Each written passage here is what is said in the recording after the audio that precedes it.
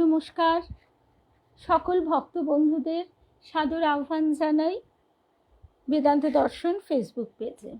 বেদান্ত দর্শন ফেসবুক পেজে আজকে আমরা গোস্বামী তুলসীদাসের অনুধ্যান শুনব প্রাচীন ভারতের সাধক ও সাধিকা প্রসঙ্গে। আমাদের আজকে তৃতীয় পর্ব। এখানে আমরা দেখছি যে গোস্বামী তুলসীদাস তার ইষ্ট প্রভু কৃপালু শ্রী রামচন্দ্রের দর্শন লাভ করেছেন, কিন্তু সেই দর্শন তাকে একটা ঝলক দেখিয়ে গেছে।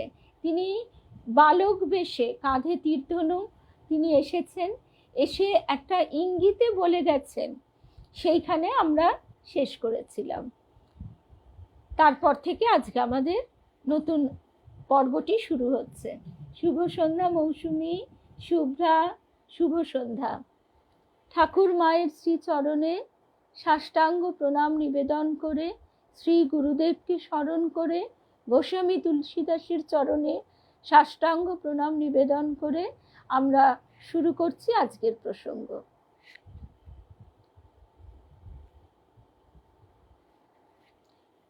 গোস্বামী তুলসীদাস দেখছেন সুন্দর সুঠাম শ্যাম তনু এই বালক, সারা দেহে তার অপরূপ লাবণ্যের ছটা, শিরে জটাভার, পরনে বলকল, আয়ত নয়নে দিব্য দ্যুতি, আজানুলম্বিত বাহুতে রহিয়াছে ক্ষুদ্র একটি ধনু। দুষ্ট বালক হয়তো আজ গহন অরণ্যের পাখি শিকারে বাহির হইয়াছে। তুলসীদাস তাকে নিয়ে মহাবিপদে পড়লেন। আবদার আর অত্যাচারের সীমা নেই। তুলসীর সামনে দাঁড়িয়ে তার বায়না, ওগো তোমার নিজ হাতে আমায় চন্দন পরিয়ে দাও। কি মুশকিল, এড়ানোর জো নেই। ইষ্টদেবের জন্যে যে চন্দন তুলসী ঘষছেন তুলসীদাস, তার উপরেই বালকের যত ঝোঁক, এ তো মহা মুশকিল।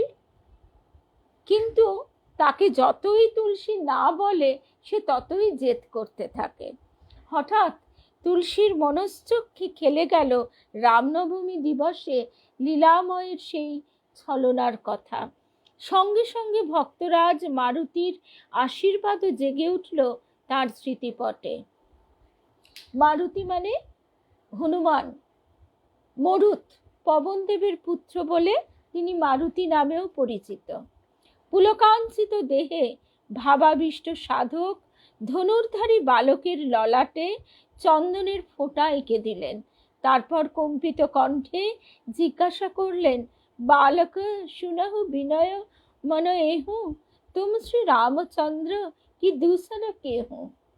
বালকের কমল নয়নে হাসির ঝলক, কণ্ঠস্বরে সুধা ছড়িয়ে সে শুধু উত্তর দিল, সকলই শ্রী রাম অবতার।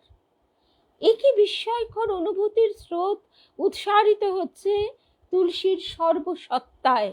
জ্যোতির্লোকের সীমাহীন বিস্তারে তিনি কোথায় ভেসে চলেছেন। এ জ্যোতির, এ আনন্দের যে আর পারাপার নাই। তুলসী আত্মসংবিত হারিয়ে ফেললেন। বহুক্ষণ পরে বাহ্য জ্ঞান ফিরে এলো, কিন্তু ততক্ষণে তার সব কিছু একাকার করে দিয়ে চঞ্চল বালক বনপথ দিয়ে কোথায় অন্তর্হিত হয়ে গেছে। নয়নে কেবলই প্রেমাশ্রুর ধারা বয়ে যাচ্ছে। বারবার তা মুছে তুলসী লিখে রাখলেন, চিত্রকূট के घाट पर भई संतान की भीड़, तुलसीदास चंदन घसई तिलक देई रघुबीर। তুলসীর কাঁদন আর থামে না। বাষ্পরুদ্ধ কণ্ঠে কহেন, হে পরম প্রভু, কি তোমার ছলনা লীলাময়। তুলসীর জীবনে তুমি অনন্ত লীলাবিলাস নিয়ে কেন বিরাজ করছো না। এই অবধি আমরা আগের দিন শুনেছিলাম। শুভ সন্ধ্যা আমাদের ভক্ত বন্ধুরা, সবাই অনেকে সমবেত হয়ে গেছে।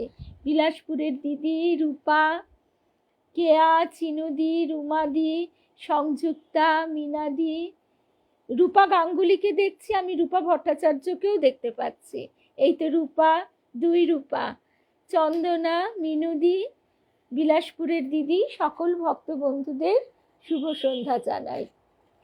আর এই অনুধ্যানটি শুনতে শুনতে নিশ্চয়ই সকলের মনে পড়ে যাচ্ছে চিনু শাঁখারির কথা। আমরা আগের সপ্তাহেও একথা বলেছিলাম।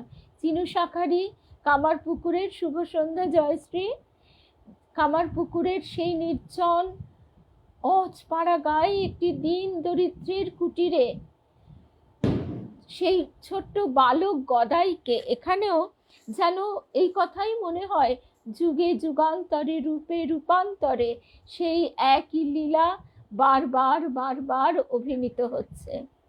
ঠাকুর বলছেন যে রাম যে কৃষ্ণ, সেই ইদানিং এই দেহে রাম ও কৃষ্ণ। বালক গদাধর আর বালক রঘুবীর কোনো তফাৎ নেই। সেই সুডৌল তনু, মুখে অদ্ভুত জ্যোতি, আশ্চর্য সে অপূর্ব হাস্য মধুর মুখশ্রী বসে আছেন। আর চিনু শাঁখারি তার সর্বাঙ্গে স্পর্শ করে করে তাকে সাজিয়ে দিচ্ছে ফুল চন্দন দিয়ে, তার মুখে তুলে দিচ্ছে মিষ্টি, আর বলছে যে গদাই তুমি কত লীলা দেখাবে, কিন্তু এ পোড়া চক্ষু আর তো সে লীলা দেখতে পাবে না। তখন সেই গদাই স্মিত হাস্যে তাকে তার স্বরূপ দর্শন করাচ্ছেন। ঠিক সেই রকমই যেন এখানেও ঘটে যাচ্ছে। তাই ঠাকুর বলছেন, কালকে এই কথাটি আমরা আলোচনা করছিলাম কাবেরীর সঙ্গে, যে আমরা যে পড়ি, যে ঠাকুর বলছেন যে সরলতা, সরল ভাবে তাকে যে ভালোবাসে সেই তার দর্শন পায়। বুদ্ধি, শানিত বুদ্ধি, তীক্ষ্ণ বুদ্ধি বাস্তব জগৎকে এত বেশি গভীরভাবে, ওতপ্রোতভাবে বিশ্লেষণাত্মক ভাব নিয়ে তাকে বিচার করতে চায়, যে সেই বুদ্ধি দ্বারা তার দর্শন লাভ হয় না। সেই বুদ্ধি তখন প্রতিবন্ধকতা সৃষ্টি করে। ঠাকুর বলছেন তিনি শুদ্ধ বুদ্ধি, শুদ্ধ মনের গোচর। সেই শুদ্ধ বুদ্ধি কি? চণ্ডীতে আমরা তাই মায়ের কাছে প্রার্থনা করি, বুদ্ধি রূপেণ সংস্থিতা, তুমি আমার বুদ্ধি রূপে অবস্থান করে আমাকে সেই দৃষ্টি দান করো। একদম সেই বৃদ্ধ আর ছোট্ট বালকটি সেই দ্বীপের আলোয়, সেই অপূর্ব কামারপুকুরের সেই ভাবটি আমরা এখন গেলে হয়তো স্থূল চোখে আর দেখতে পাবো না, কিন্তু সেই ভাবটি আমাদের ধ্যান নেত্রে, আমাদের অন্তর্লোকে আজও কিন্তু ছবি এঁকে যায়। শুভ সন্ধ্যা সবরই। শুভ্রাদি শুভ সন্ধ্যা, পূর্ণিমা শুভ সন্ধ্যা।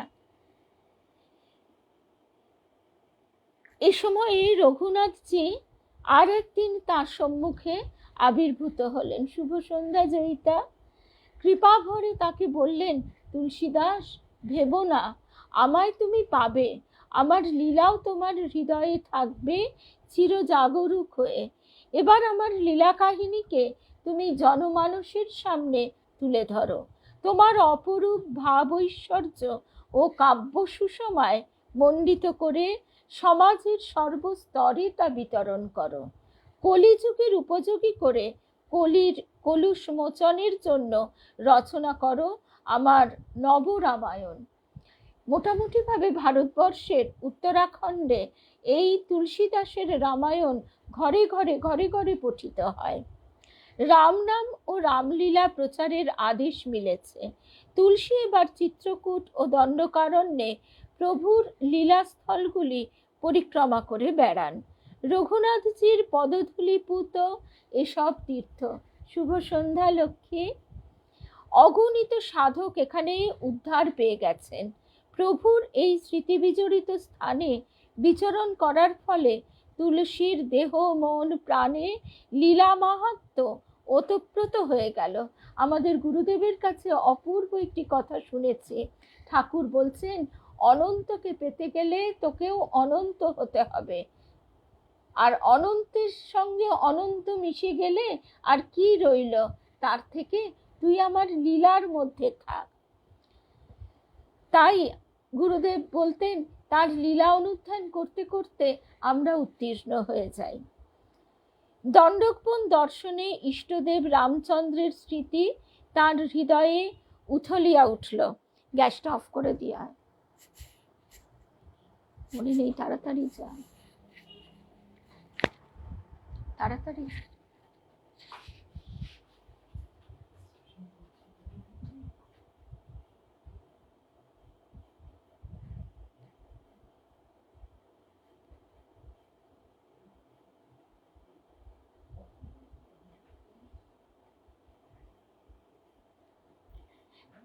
গ্যাসটা চালিয়ে দিয়ে একদম ভুলে গেছি। গ্যাসটা অফ করে দিয়েছি, তো আলু সেদ্ধ বসিয়েছিলাম, তখন মনে ছিল, তারপরে আবার ভুলে গেছি।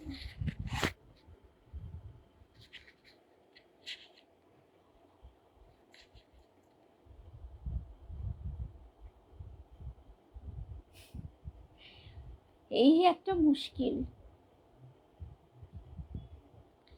না, আবার ফিরে আসি আজকের কথায়। একদম ভুলে গেছি, 1 মিনিট একটু দেখে আসি। হ্যাঁ, একদম গ্যাসটা চালিয়ে পুরো ভুলে গেছি।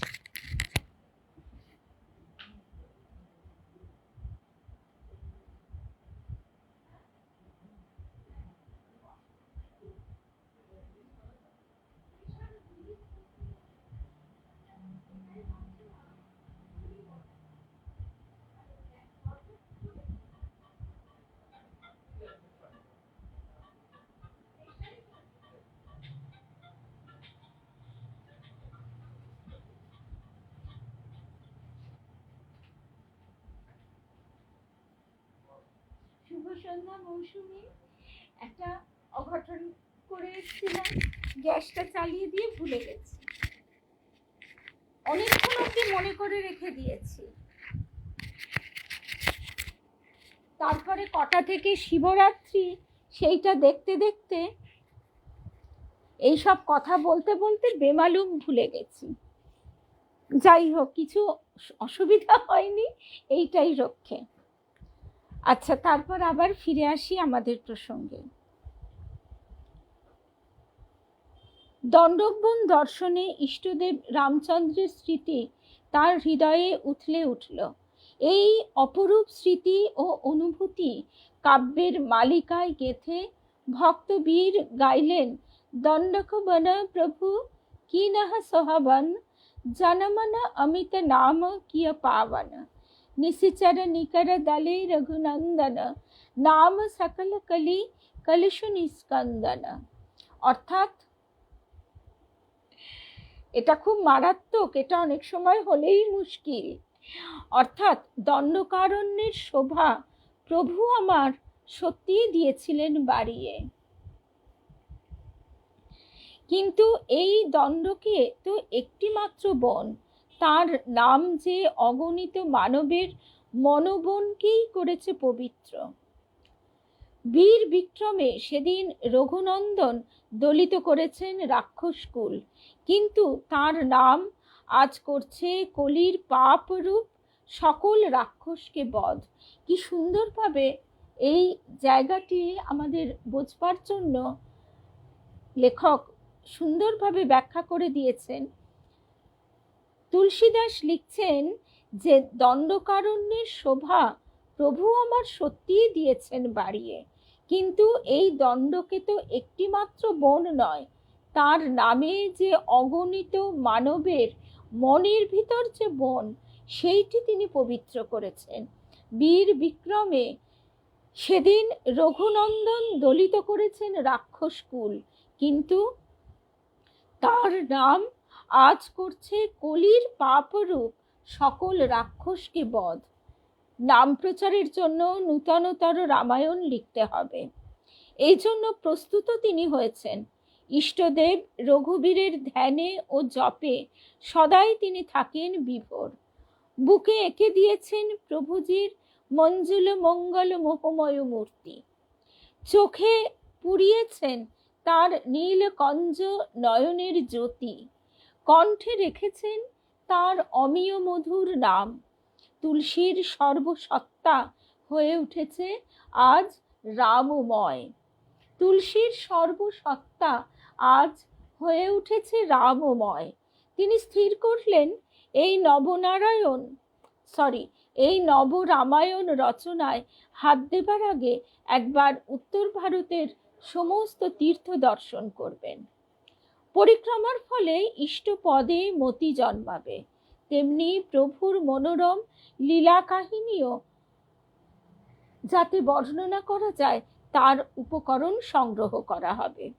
রঘুনাথজির জন্মস্থান অযোধ্যার সরযূ তীরে তিনি কিছুদিন বাস করেন। এই সময় থেকে শ্রী রামচন্দ্রের কৃপা এবং অপ্রাকৃত দর্শন তার জীবনে ঘটতে থাকে নিরন্তর ধারায়। রঘুনাথজির জন্মস্থান অযোধ্যার সরযূ তীরে তিনি কিছুদিন বাস করেন। এই সময় থেকে শ্রী রামচন্দ্রের কৃপা এবং অপ্রাকৃত দর্শন তার জীবনে ঘটতে থাকে নিরন্তর ধারায়। মহাসাধকের জীবনে তখন নানা যোগ বিভূতি উপজিত হচ্ছে, কিন্তু তাতে মনোযোগ দেবার তার অবসর কোথায়? রাম ভক্তিতে তিনি তখন রসায়িত। চিন্ময় ইষ্টমূর্তির সঙ্গে পরম ভক্তের আনন্দ লীলা চলেছে অবিরাম ধারায়। নানা তীর্থ ভ্রমণ করতে করতে তুলসীদাস সেবার বৃন্দাবনে এসে উপস্থিত। চারিদিকেই শোনেন রাধাকৃষ্ণ নামের ধ্বনি।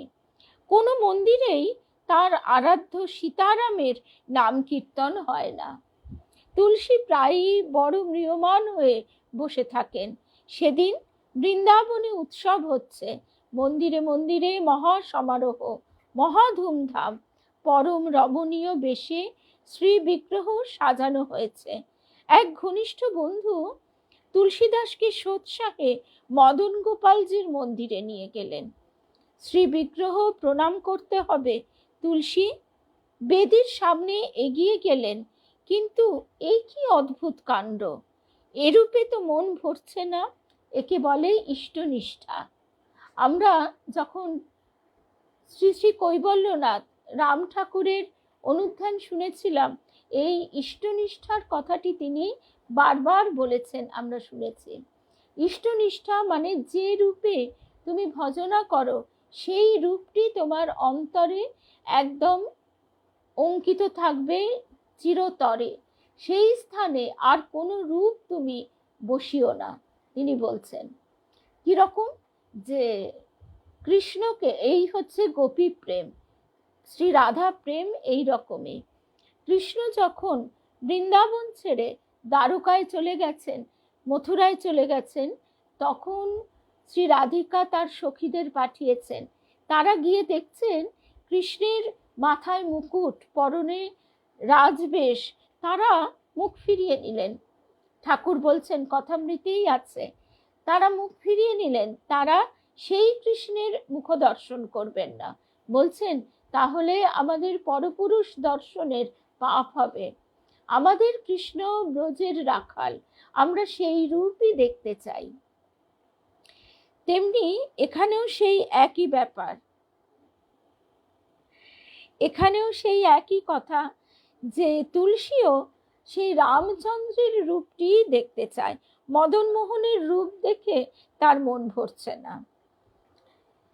শ্রী বিগ্রহ প্রণাম করতে হবে, তুলসী বেদির সামনে এগিয়ে গেলেন, কিন্তু একই অদ্ভুত কাণ্ড, এই রূপে তো মন ভরছে না। শির তার এই মূর্তির সামনে নত হতে চায় না। যে রূপ, যে ভঙ্গির সঙ্গে তুলসীদাসের নিরন্তর যোগ, যে লীলা স্মৃতি তার সর্বসত্তায় জড়িয়ে আছে, আজ তাই যে তিনি চান। চিরপ্রিয় রঘুবীরজি না হলে তার ভক্তি ভাবই তো জন্মায় না। ভক্ত চূড়ামণি তখন বংশীধারী মদনমোহন মূর্তির দিকে চেয়ে করজোড়ে বলছেন, কাহা কাহো ছবি আজ কি ভলে বনো ছৌনাথ, তুলসী মস্তক জব নবই ধনুষ বানল হাত। অর্থাৎ, হে নাথ, আজকের এই শোভার কি বর্ণনা আমি দেব?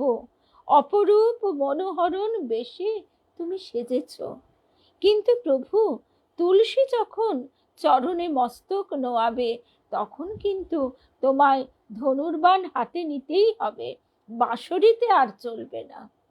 কথিত আছে মদন গোপালজি সেদিন এই মহাভক্তের মনোবাঞ্ছা পূরণের জন্য ধনুর্ধারী রূপেই সেখানে প্রকট হন। তুলসীদাস নিজের লেখায় এর প্রমাণ রেখে গেছেন। किरीट मुकुट माथे धरो, धनुष बाण लिया हाथ, तुलसी निज जन कारणे नाथ भय रघुनाथ। অর্থাৎ নিজ ভক্ত তুলসীদাসের আবদার রাখার জন্য প্রভু সেদিন রঘুনাথ রূপে শিরে ধরেন রাজ কিরিট মানে রাজমুকুট, হাতে তুলে নেন গান্ডীব। কথামৃতে ঠাকুর তেমনি বলছেন যে নারায়ণ লক্ষ্মীকে বলছেন, লক্ষ্মী তুমি তাড়াতাড়ি সীতা বেশ ধারণ করো, হনুমান আসছে, হনুমান তোমার এই লক্ষ্মী রূপ কিছুতেই দেখবে না, তুমি তাড়াতাড়ি সীতা রূপ ধারণ করো। তো এই হচ্ছে ইষ্টনিষ্ঠা। শুভ সন্ধ্যা ছন্দা।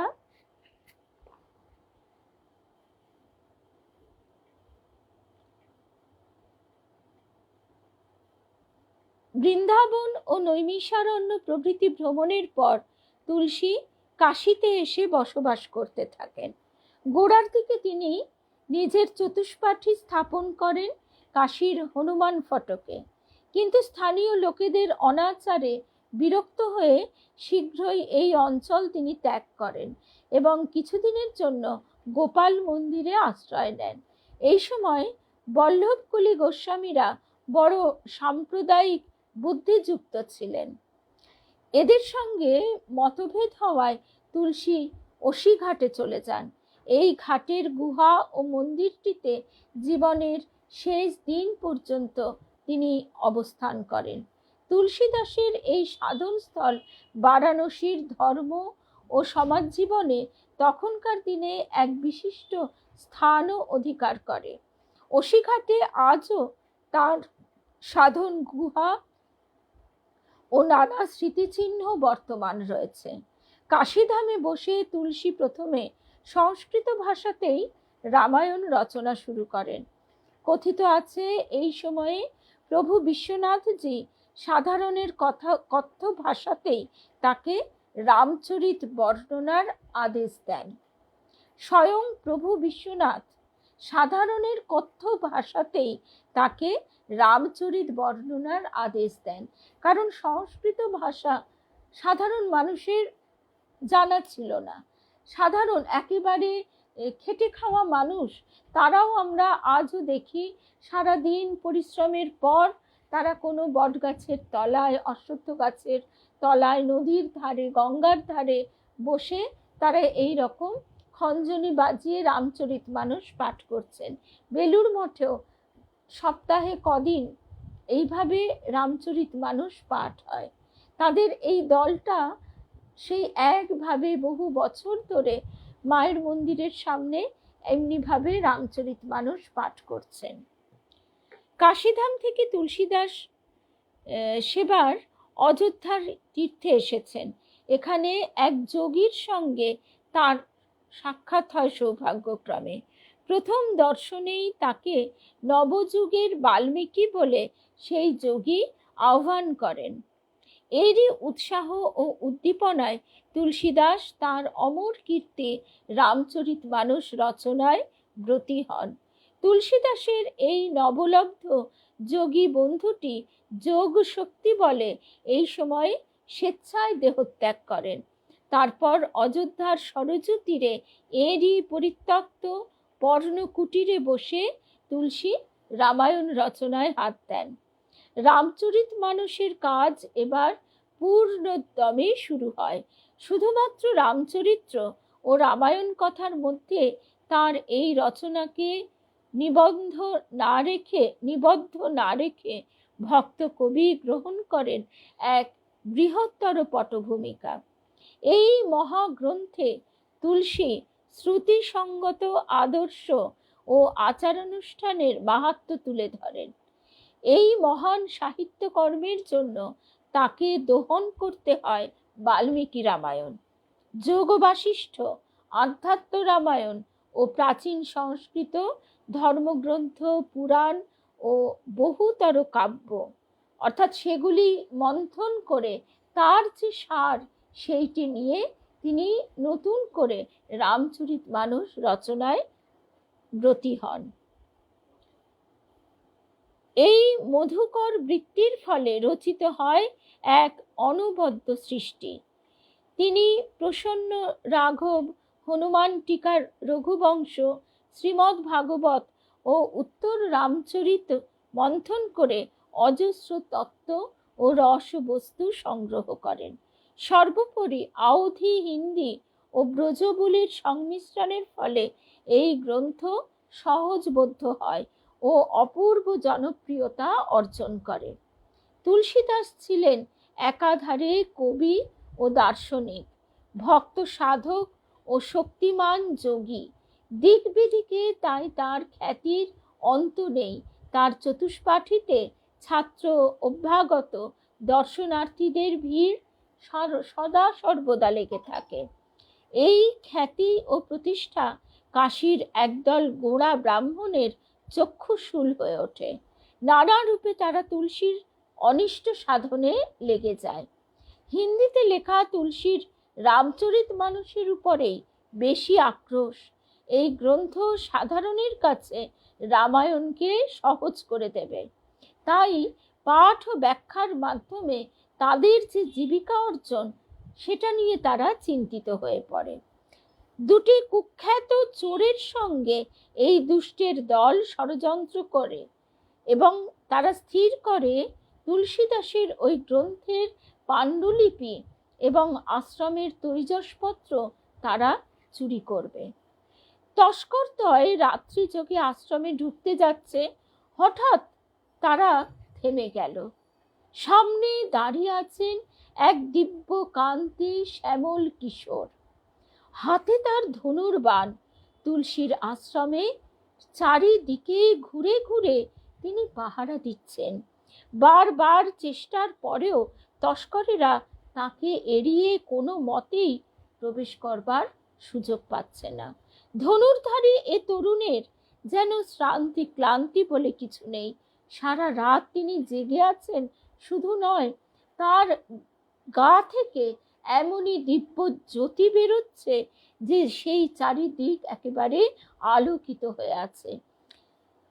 তার মানে এই সৎসঙ্গের কি অদ্ভুত মহিমা! তারা কত বড় কুকর্ম করতে এসেছে, কিন্তু ওই সাধুর কাছে আসার এই হচ্ছে এক আশ্চর্য মহিমা, যে সাধুর কাছে চুরি করতে এসেও তারা শ্রীরামচন্দ্রের দর্শন লাভ করছে। শত্রুভাবেও ভজনা করার কথা শাস্ত্রে বলা আছে। স্বামীজি ঠিক এমনি কথাই কিন্তু বলছেন। স্বামী শিষ্য সংবাদে বলা হচ্ছে, শরৎচন্দ্র চক্রবর্তী মহাশয়, তিনি শিষ্য খুব দুঃখ করে স্বামীজিকে এসে বলছেন যে কত অকথা কুকথা এই বেলুড় মঠ নিয়ে লোকে বলা বলি করছে, বাবুদের বাগান, এখানে কত রকম ফুর্তি করা হয় ইত্যাদি ইত্যাদি। সে কথা বলা তো দূরের কথা, শোনাও পা। স্বামীজি এতটুকু উত্তেজিত হলেন না। তিনি স্মিত মুখে বললেন, বলুক, বলতে দে, শত্রুভাবেও তো ভজনা করা যায়। ঠাকুরের নাম, গুরুদেব বলছেন যে রামকৃষ্ণ নামের এবার এমনই শক্তি যে যেমন ভাবে সেই নাম উচ্চারণ করবে সে তরে যাবে। আজকে আমরা ভার্গব, আমাদের সকলের প্রিয় ভাই ভার্গবের ওই গানটি শেয়ার করেছি, যোগে থাকো ভোগে থাকো, যেভাবেই থাকো না কেন এই রামকৃষ্ণ বলো সবে। এইটি আমাদের প্রাণের কথা। আমরা যখন যেভাবে যে অবস্থাতেই থাকি না কেন, এই নামটি যেন আমাদের অন্তরে, দেহের অনুপরমাণুতে ধ্বনিত হতে থাকে তার কৃপাতে। তার কৃপা ব্যতীত তার নাম করবারও তো সাধ্য আমাদের কারোর নেই। চোর দুটি অনেক চেষ্টা করলো, কিন্তু কিছুতেই তারা ওই সেই দিব্য কান্তি শ্যামল কিশোরকে এড়িয়ে প্রবেশ করতে পারল না। পরদিন প্রাতঃকালে সেই তস্কর দুটি গোস্বামী তুলসীদাসের কাছে উপস্থিত। আশ্রমের এই তরুণ সুদর্শন কিশোর রক্ষীটি কে, সে কথা জানতে তাদের বড় কৌতূহল। আর এমনই তার রূপ যে সেই অপূর্ব মূর্তি, সেই কিশোরের নব দুর্বাদল শ্যাম দিব্যকান্তি মূর্তিটি সেই দুই চোরের মন একেবারে জুড়ে বসেছে। তারা চোখ খুলে চোখ বুজে সমস্ত সময়ে তারা শুধু সেই অপরূপ মনোহর রূপে একেবারে ডুবে যাচ্ছে। তারা চাইলেও মন থেকে সেই রূপ মুছতে পারছে না। তাই তাদের জানবার আগ্রহ যে এই পর্ণ কুটিরের এই একদম দিবা বিভাবরী, হ্যাঁ, দিবা বিভাবরী ডাকো প্রাণভরি জয় রামকৃষ্ণ বলে। তো এইবার সেই তস্কর দুজন তারা তারা চাইছে না, তারা ভুল কিন্তু কোনো মতেই, এইগুলো আমি জানি না গো, এইগুলো পঞ্জিকাতে তো থাকে। এগুলো কালকে একটু আগে আমার হাজবেন্ড যেটুকু দেখালো, তাও আবার কোন জনের কোন পঞ্জিকা আমি সেটাও অত জানি না। মোটামুটি ভাবে 8টার পর থেকে চতুর্দশী পড়ে যাচ্ছে। আর কাশীপুরে 8:45 থেকে যাওয়ার কথা বলা হয়েছে ভক্তদের, 8:45 থেকে, কেননা শিবরাত্রি তো 4টি প্রহরে হয়, তো 8:45 থেকে যাওয়ার কথা বলা হয়েছে, এইটুকুই আমি জানি। তবে কালকে সারাটা দিন যেন আমরা শিবের কথা চিন্তা করি, জ্ঞান মিশ্রিত ভক্তি প্রার্থনা করি, আর তার কাছে এইটাই প্রার্থনা, কি আর চাহিব বলো হে মোর প্রিয়, তুমি যে শিব তাহা বুঝিতে দিও। তার জন্য আমাদের গুরুদেব বলতেন, কোনো তিথি নক্ষত্র কিচ্ছু দেখার দরকার নেই, সদাই তার নাম করে যা। তার নামের সঙ্গে তিথি নক্ষত্রের কোনো যোগ নেই, তার নাম সদা শুভ। তারপর যে কথায় আমরা ছিলাম, তা এইবারে সেই তস্কর দুটি তারা না চাইলেও তাদের মন প্রাণ চোখ সব যেন জুড়ে বসে আছে। চোর দুটি অকপটে তাদের দুষ্ট অভিসন্ধি ও পূর্বরাত্রির অভিজ্ঞতা তুলসীর কাছে সব বলল। তুলসী এক মনে তাদের কাহিনী শুনছেন। অনেক ধন্যবাদ দাদা। তুলসী এক মনে তাদের কাহিনী শুনছেন, আর দর দর ধারে তার দু চোখ বেয়ে অশ্রু ঝরছে। আর্তস্বরে বললেন, ওরে ওরে, তোরা চোর নোস, তোরা চোর নোস, তোরা ধন্য, তোদের দেখা পেয়ে আর কথা শুনে আমিও ধন্য। বহু জন্মের সঞ্চিত পুণ্য বলে তোরা আমার প্রভু রঘুনাথজির দর্শন পেয়েছিস। আয় আয় বুকে আয়, আলিঙ্গন দিয়ে আমায় পবিত্র কর। স্বয়ং প্রভু রামচন্দ্র তুলসীর সামান্য কিন্তু রক্ষণের জন্য রাত জেগে পাহারা দিচ্ছেন। স্বয়ং প্রভু রামচন্দ্র তুলসীর, একটু প্রিন্টিং মিস্টেক আছে, সরি, স্বয়ং প্রভু রামচন্দ্র তুলসী ভাবছে যে তার মতো সামান্য একজনের রক্ষণের জন্য রাত জেগে পাহারা দিচ্ছেন। এ চিন্তা তার অসহ্য, যে আমার জন্য আমার প্রভু এত কষ্ট করছেন। আশ্রমের ভোগ রাগ পূজার বাসনপত্র সব সেদিন তিনি দরিদ্রের নিকট বিলিয়ে দিলেন, তাহলে আর কি চুরি করবে। হস্তলিখিত রামচরিত মানস পুঁথিটি পাছে অপহৃত হয়, এই ভয়ে তা স্থানান্তরিত করলেন এক ঘনিষ্ঠ বন্ধুর বাড়িতে। এবার তিনি হাঁপ ছেড়ে বাঁচলেন। তুলসীর নীতিনিষ্ঠা এবং সদাচার রক্ষার কঠোরতাও কিছু সংখ্যক শত্রু সৃষ্টি করে বসল।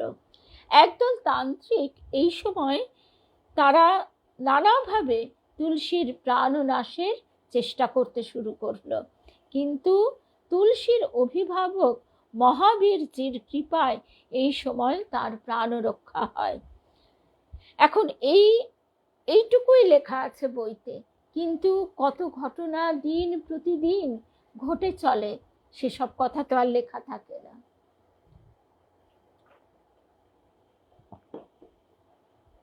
ভক্ত ভগবানের লীলা এইভাবেই যুগে যুগে যুগে যুগে কালে কালে সুন্দর রূপে মানে কালের প্রেক্ষাপটে বোনা হয়, বুনন হয়, কিন্তু সেই দৃশ্য আমাদের চোখে কতটুকুই বা ধরা পড়ে। রাম নামের প্রচারে তুলসী এখন একেবারে মাতোয়ারা, বাকসিদ্ধ মহাপুরুষ বলে দিকে দিকে তার খ্যাতি রটে গেছে। তার প্রদত্ত রাম মন্ত্র সর্বত্র হয়ে উঠেছে চৈতন্যময়। নানা বিস্ময়কর কাণ্ড এই মন্ত্রের মাধ্যমে দিনের পর দিন সংঘটিত হচ্ছে। সেদিন প্রত্যুষে এক ব্যক্তি কাঁদতে কাঁদতে তুলসীর কাছে এসে উপস্থিত। আজকে সঙ্গীতা নেই আমাদের পাঠচক্রে, যাকে আমরা শৈবাল নন্দী মানে ওর হাজব্যান্ডের অ্যাকাউন্ট থেকেও দেখে।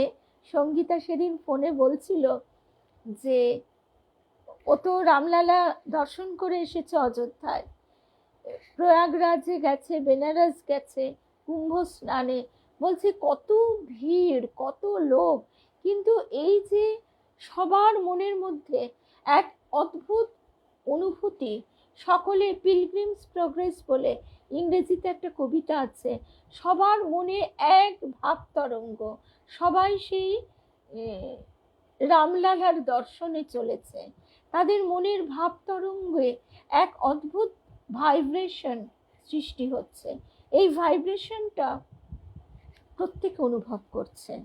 তাই বলছে যে সে যেন এক আনন্দ লহরী, সেই আনন্দ লহরীতে ভাসতে ভাসতে পৌঁছে গেছি, কষ্টকে কষ্ট বলে বোধ হয়নি। সেদিন প্রত্যুষে এক ব্যক্তি কাঁদতে কাঁদতে তুলসীর কাছে এসে উপস্থিত।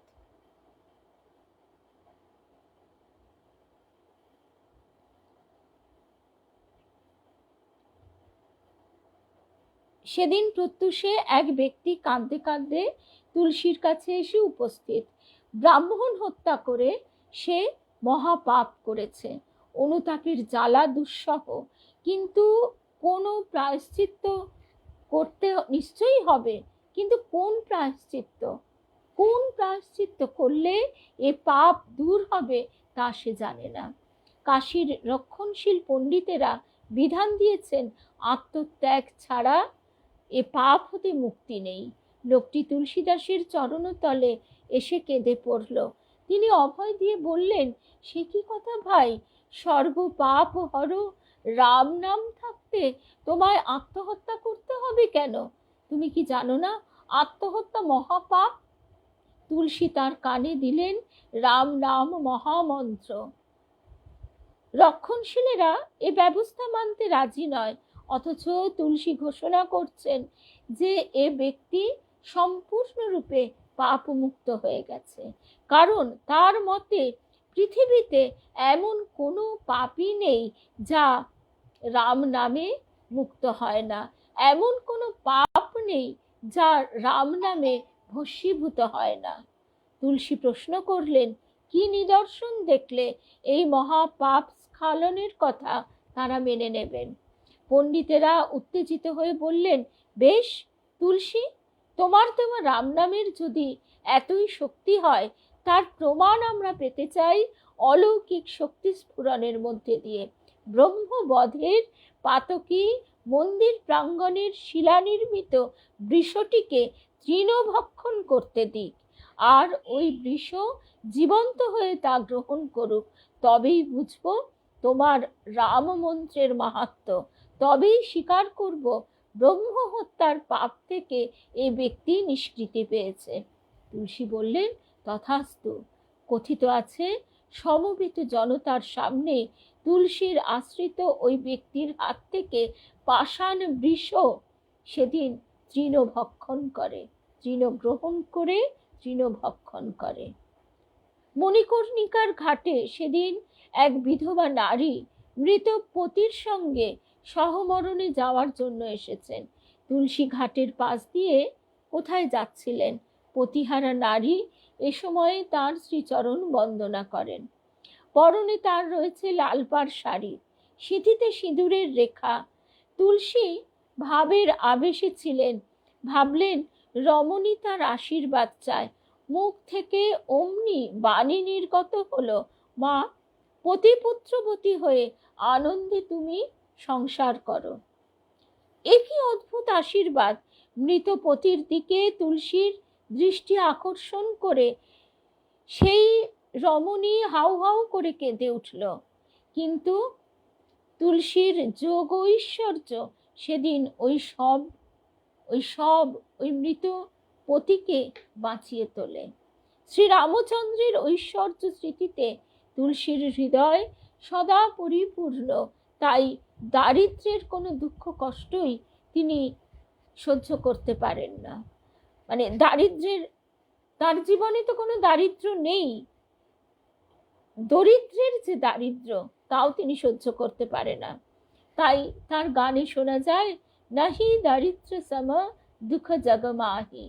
আসলে দারিদ্র বলতে আমরা জগতের যে ঐশ্বর্য তাকেই বুঝি, সবাই সেটাই বুঝে থাকি। কিন্তু তুলসীর কাছে দারিদ্র মানে যার অন্তরে তার কৃপা নেই, সেই দরিদ্র, যার অন্তরে রাম নামের স্ফুরণ ঘটেনি। আর এবারে আমাদের ঠাকুর রাম ও কৃষ্ণ যুগ্ম রূপে এক তারাতে বেঁধে দিলে দোতারারি সুর, একই দেহে রাম যার কৃষ্ণ সুমধুর। তাই আমরা যেন, আমাদের দেবী মা সব সময় বলতেন যে মা লক্ষ্মীর কাছে কি প্রার্থনা করতে হয় বলো তো? আমাকে শ্রীরামকৃষ্ণ ধনে ধনী করো, আমাদের শ্রীরামকৃষ্ণ ধনে ধনী করো। সুযোগ পেলেই মহাসাধক তুলসী আর্ত ও দরিদ্রের দুঃখ মোচনে অগ্রসর হতেন, কারণ স্থূল দুঃখকেও অস্বীকার করার কোনো জায়গা নেই। একবার কাশীর এক নিরন্ন ব্রাহ্মণ তুলসীকে অসামান্য যোগ বিভূতির অধিকারী জেনে তার কাছে নিজের দুঃখ মোচনের জন্য কাঁদতে থাকেন। তুলসী তখন গঙ্গার ধারে এক মনে রাম নাম জপ করছেন।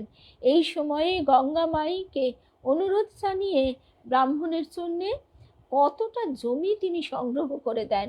গঙ্গার স্রোত তট হতে দূরে সরে যায়, আর ওই জলমুক্ত জমিখণ্ড ব্রাহ্মণকে দানের ব্যবস্থা করে দেন। ঠাকুরও তেমনি যখন তীর্থে যাচ্ছেন, বেনারস, কাশী, বারাণসী, সেখানেও তিনি মথুর বাবুকে বললেন, আগে এদেরকে তুমি মাথার তেল দাও, পরনের কাপড় দাও, পেটের ভাত দাও, না হলে পড়ে থাক তোমার তীর্থে যাওয়া। স্বামীজিও সাঁওতাল শ্রমিকদের পেট ভরে খাওয়াচ্ছেন, তারা আবার নুন খাবে না, তাই তিনি হালুয়া, লুচি এইসব করে দিচ্ছেন। তো তাকে ডাকতে গেলে, তার দিকে এগোতে গেলে আমরা জগৎকেও তো অস্বীকার করতে পারি না। আজকে তার কৃপায় আমরা যেন কখনোই সেই অবস্থা থেকে বঞ্চিত না হই, আবার এত অধিক অর্থের মধ্যেও যেন ডুবে না যাই। এত অধিক অর্থ হয়ে গেলেও মহা সমস্যা। ঠাকুর বলছেন মোটা ভাত কাপড়ের যেন অভাব না হয়। তারপর যে কথায় আমরা ছিলাম, তুলসীদাসের শেষ জীবনের যোগ ঐশ্বর্য বহু লোককে তার চরণতলে টেনে আনে। তার সম্পর্কে নানা বিস্ময়কর জনপ্রবাদেরও সৃষ্টি হয় এই সময়। এইসব জনশ্রুতি শুনে দিল্লির সম্রাট শাহজাহান তাকে দিল্লি রাজধানীতে আনয়ন করেন। সম্রাট তাকে কিছু অলৌকিক শক্তি প্রদর্শনের অনুরোধ জানান, কিন্তু তুলসী সবিনয়ে উত্তর দেন, সম্রাট, আমি রামচন্দ্রজির একদিন সেবক, আমি অলৌকিকত্বের কি জানি। বাদশাহ কিন্তু তুলসীদাসের এই কথায় বড় ক্রুদ্ধ হয়ে ওঠেন। তিনি ভাবলেন তুলসী তাকে অগ্রাহ্য করছে, তাকে ঔদ্ধত্য দেখাচ্ছে। বাদশাহের আজ্ঞায় তাকে সেদিন কারারুদ্ধ করা হয়। কথিত আছে এর অব্যবহিত পরেই সারা রাজধানী বানরের উৎপাতে অতিষ্ঠ হয়ে ওঠে। বিশিষ্ট হিন্দু নেতারা তখন বাদশাহকে বুঝিয়ে বলেন যে এসবই রামভক্ত তুলসীদাসেরই যোগ বিভূতির লীলা। সত্বর তাকে মুক্ত না করলে রাজ্যের অমঙ্গল ঠেকানো যাবে না। বাদশাহ তখন তুলসীকে ছেড়ে দিলেন। তুলসী এবার দীর্ঘ জীবনের শেষ পর্যায়ে এসে পৌঁছেছেন। প্রভু রামচন্দ্রের নাম মাহাত্ম্য আর ধর্মরাজ্যের আদর্শ প্রচারে তিনি ছিলেন আদিষ্ট। সে আদেশ তিনি সাধ্যমতো পালন করেছেন। মহাব্রত আজ উদযাপিত হয়েছে। এই সময়ে দেহে দেখা দেয় মারাত্মক ব্রণের আক্রমণ। জীর্ণ দেহ আর যুঝতে পারে না। তবে কি রঘুনাথজি এবার তার প্রিয় ভক্তকে বুকে টেনে নিতে চান? তুলসী সেদিন বলছেন তার সেবকদের, রাম নাম জস বরনিকই হোনা চাহত আব মৌনা, তুলসীকে মুখ দিজিয়ে আবহ তুলসী মৌনা, তুলসী সৌনা। অর্থাৎ হে জিহ্বা রাম নামের যশ বর্ণনা করত, আজ তা হতে চায় একেবারে মৌন। এবার তুলসীর মুখে তুলসী পাতা আর সোনা দাও। সোনা মানে কি? ওই রাম নাম। সেই রাম নাম তোমরা এবার শোনাও। অসিঘাটের আশ্রম কক্ষে তুলসীদাস তার শেষ শয্যায় শুয়ে আছেন। মিলন বিরহের তরঙ্গায়িত জীবনের শেষে চিরমিলনের লগ্নটি অপেক্ষায় তিনি আছেন। অদূরে শ্রাবণ মাসের ভরা গঙ্গা উচ্ছল হয়ে ছুটেছে অভিসারে সাগর সঙ্গমের দিকে। মহাভাগবত তুলসীর জীবনধারাও এমনিভাবে আজ মিলাতে চায় প্রিয় মিলন সাগরে। ইংরেজি 1737 খ্রিস্টাব্দের বর্ষা ঘন দিনে এই মিলন যাত্রা সার্থক হয়ে ওঠে। শুক্লা সপ্তমী তিথিতে ভক্ত কবি তুলসীদাস চিরতরে তার নশ্বর দেহ ত্যাগ করেন। আজকে আমাদের তুলসীদাসের প্রসঙ্গ শেষ হলো। আগামী সপ্তাহে আমরা শুনব মাতৃসাধক রামপ্রসাদের কথা। ঠাকুর কত রামপ্রসাদের গান গাইতেন। ঠাকুর বলতেন, রামপ্রসাদকে দেখা দিয়েছিস, আমায় দেখা দিবিনি বলে খাড়া নিয়ে নিজের গলা কাটতে গেছেন। তো সেই মহাসাধক মহাকবি রামপ্রসাদের অনুধ্যান শুনব আগামী সপ্তাহ থেকে। জয় রামকৃষ্ণ, জয় রামকৃষ্ণ, জয় রামকৃষ্ণ। আগামীকাল শিবরাত্রি উপলক্ষে আমাদের দুটি অনুধ্যান সম্ভবত হয়ে উঠবে না। তো আমরা চেষ্টা করব শিবময় পূর্ণ দিনটি অতিবাহিত করতে। শিব শিব মহাশিব, শিব শ্রীরামকৃষ্ণ নাম। তো আমরা সেই প্রসঙ্গই করব, শুনব, মায়ের কাছে ঠাকুরের কথা শুনব। শিবরূপে শ্রীরামকৃষ্ণ, এই প্রসঙ্গ শুনব আগামীকাল। আর দুর্গা মায়ের কথাও একই সঙ্গে শুনে নেব, কিছুটা অল্প করেও। জয় রামকৃষ্ণ, জয় রামকৃষ্ণ, জয় রাম।